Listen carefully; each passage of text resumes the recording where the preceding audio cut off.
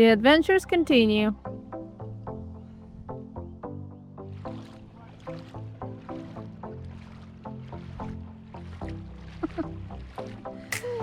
Oh my mountains. It's ridiculous. You see Uli? Go, go, go, Uli!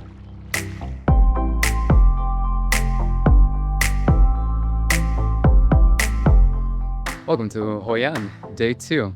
Today we're going to the Myson Sanctuary. We really wanted to visit some of the Champa Kingdom relicts, and initially we were planning to go to Nha Trang, which is 12-hour ride On a train, yeah. here. And it looks like it's not as touristy and not as easily accessible, and 12 hours on the train did not seem like the best option. Then we learned that Myson is actually the biggest sanctuary of the Champa Empire and a very nice place to visit. So we rearranged our plans for today and we gonna go and check it out. Very exciting. Yeah. As you can see, it's hot again, which is great. And we'll get to enjoy some of this beautiful weather on our way to Myson. Exactly. Let's go. Let's go. What we really appreciate about Hoi An is how walkable and cyclable this place is. Ever since we arrived, we have not taken a taxi. We are walking and cycling everywhere. And it's a lot of fun.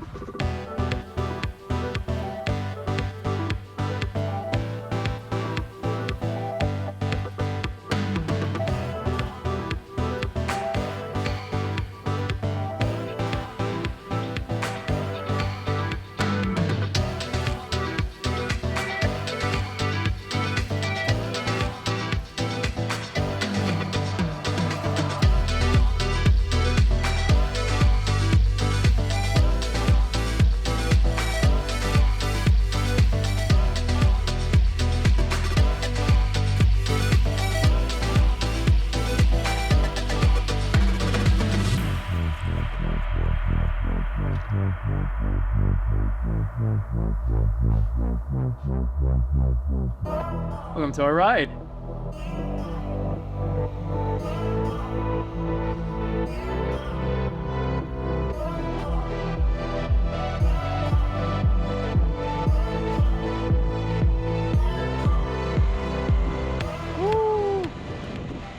How do you feel, Unishu? My first time doing this, so good. This is in Miami. Second time. We practiced a little bit, okay?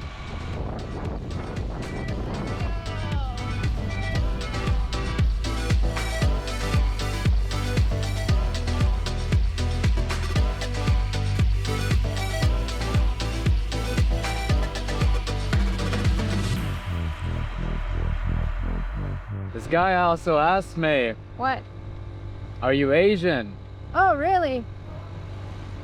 Yeah. And I told him where I'm from, and he's like, oh yeah, maybe ancestors, maybe family. I was like, all right, I'll have to ask. Looks like we'll have to leave you here, Ulishu. Look that way.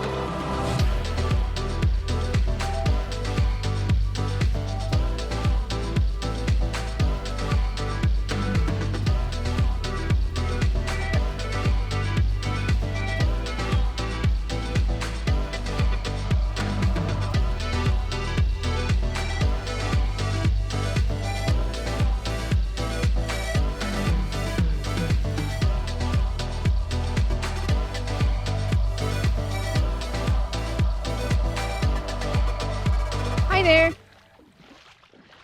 So you could just see Uli crossing the water on our scooter. And of course, we wanted to give it full stability. And I ended up walking through the water. So let's enjoy this journey together.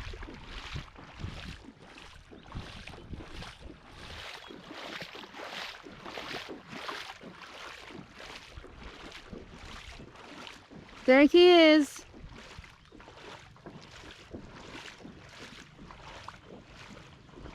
Oh no, the scooter's gonna splash all over me. No. Ah. Okay, only till the knee.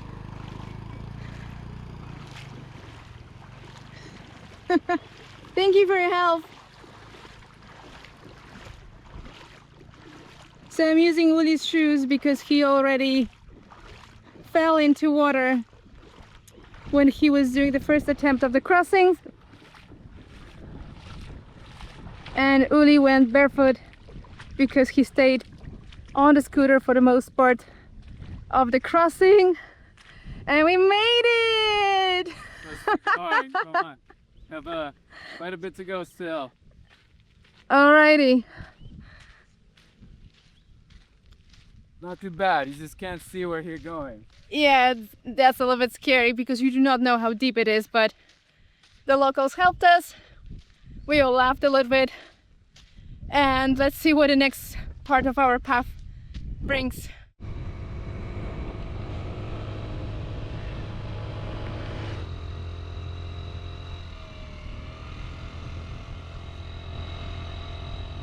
Happy visitor, last visitor arriving to my sin. Let's go. I don't know if you can hear it, but my shoes are wet. So apparently they close at 6. Oh, good. Yeah, we should not stay here till 6 because then we'll be driving in the dark, but it gives us some margin. A quick look at the map of the complex. The online review said that it's not too big, but the lady at the ticket office said that there is a little bus or shuttle inside, so we never know. That's so cute. They have a Meissen post office. I don't know if it's working, and if it is, it's obviously closed already. Let's go, and we just continue up this path. We are literally the last tourists that entered the complex, and the shuttle driver said, I will be waiting for you here, and you have 1 hour.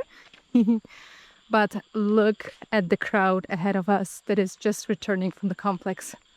So, well, we're a little bit too late,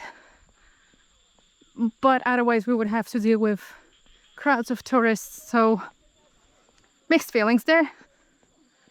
But we still have not reached the first site, so we'll see. 1 of 10, you're saying? We can go there?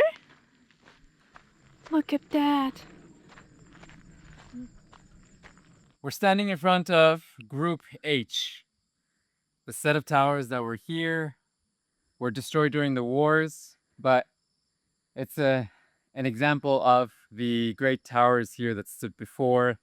And in one section, there was a temple that hovered over, and the roof of it had Shiva with about 8 arms. and it shows an example that's similar to a set of Cham towers that are south of here. The Cham people that created the Champa kingdom were occupying the territory that is today southern Vietnam. So really from actually this area of Da Nang up to the south of Vietnam. So the coast and a little bit inland, but not too far because they were actually sea people. A very characteristical thing of the architecture of the Champa kingdom is the use of bricks. As you can see, very, very skillful because even sculptures are made of bricks, like the one here. And mixing bricks with stone elements that is actually unique to the Cham people, like the entrance to these two buildings. The section that we're standing in at the moment was an area of worship. There were a few temples here that were dedicated to the god Shiva and also the god king Sri Habadresvana. And one of these was rebuilt actually in the 10th or 11th century, but they're all parallel or aligned with the other complex that's in this section. So let's go find it and see some of the similarities.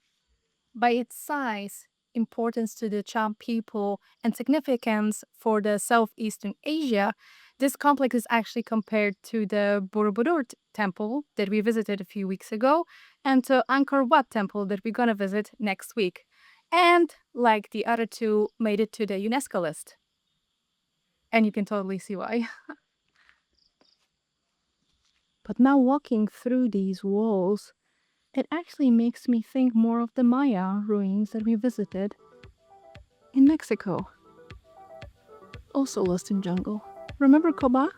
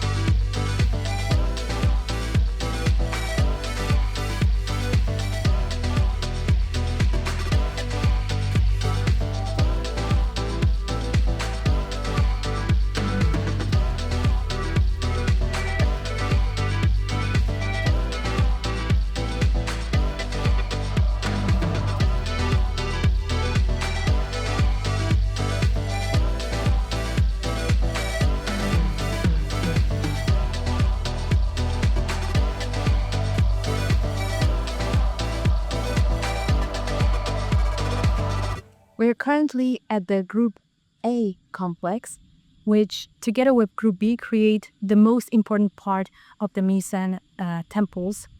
And this entire place was actually only discovered in the 19th century by Frenchman Lementier. And part of the relics and archaeological findings from this and other Cham sites were then transported to Paris. So we actually seen some of them because we love Musée Guimet and we visit it regularly, and this is where they are. Look at this. We are entering now to what is left from the most important temple in the complex, dedicated to directorial gods of the Cham people. And the building was 28 meters high. So one of the tallest temples that the Cham people built. It was erected in 10th century, but unfortunately the building was destroyed during the American War. As you can see, some of it was reconstructed. The bricks look pretty fresh, and probably this reconstruction will continue. And this main temple was surrounded by several smaller temples that created this entire complex that we now know as Group A.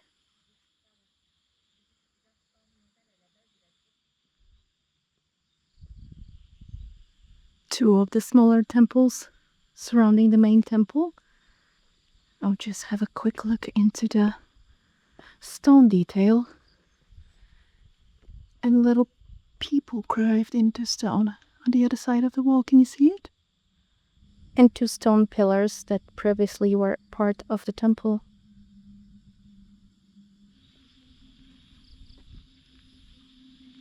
They must have been amazing when they were standing there. You can see group A over there. And now we are at group G. It's a smaller group, as you can see, but very nicely preserved. So the bottom of the temple was once decorated with little demon faces. Look at this one.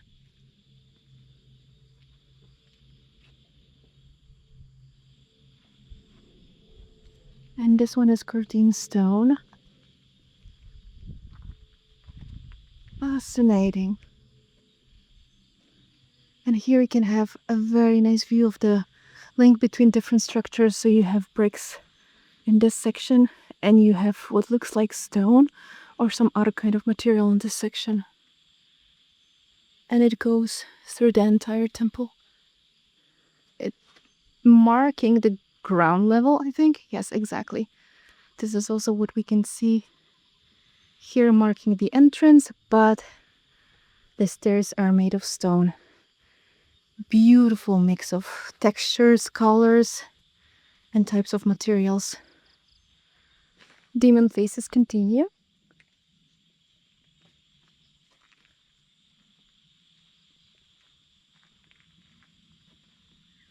Can you see how every single face is different, even though just by details, by brows or the mouth or the shape of amazing.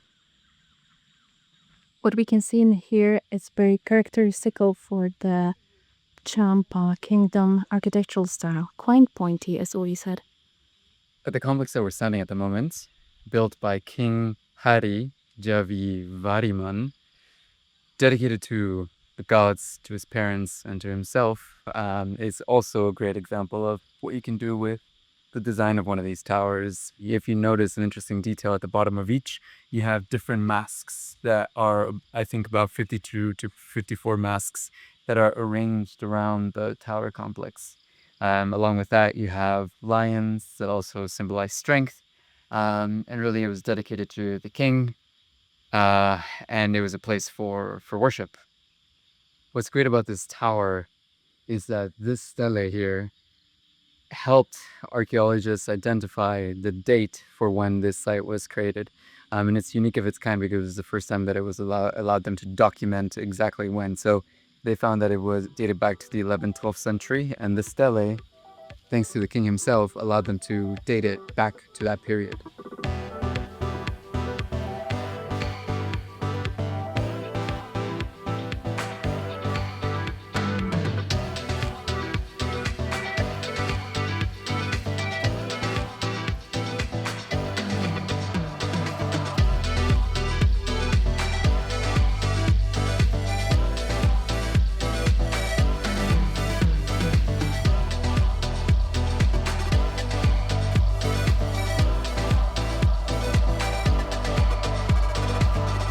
This is not something that we would want to document in here.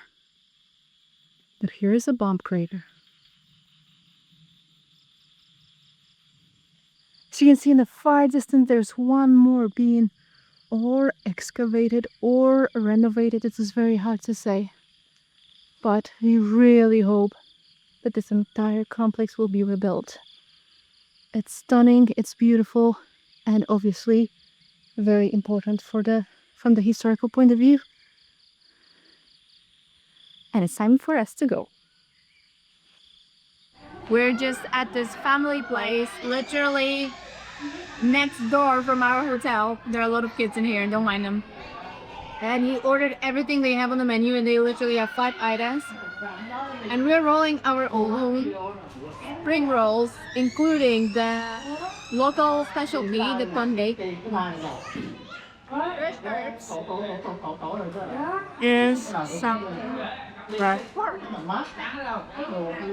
And we cut it all using scissors that are here. And this is my roll. As you can see, it's not perfect, but it's super yummy. So okay, I'll continue with my espinazas. Again, espinazas. And this is how we make the spring roll. So first of all, we have the rice paper here. You take one sheet of it. I think it's actually maybe homemade or something because it's a little bit different than the one you usually have. Then you have the herbs. So I put some fresh herbs and salad and a little bit of cucumber on my plate. Then there is the fork. So I took a piece of fork. It's, as you can see, it has this leaf under it, so it's a way of preparing it. So I put a piece of in here, and then the last ingredient is the local specialty, the pancake, and I topped it up with the pancake. And even though the pancake is grilled, now I'm gonna bend it a little bit and roll it into this big, well, giant free roll.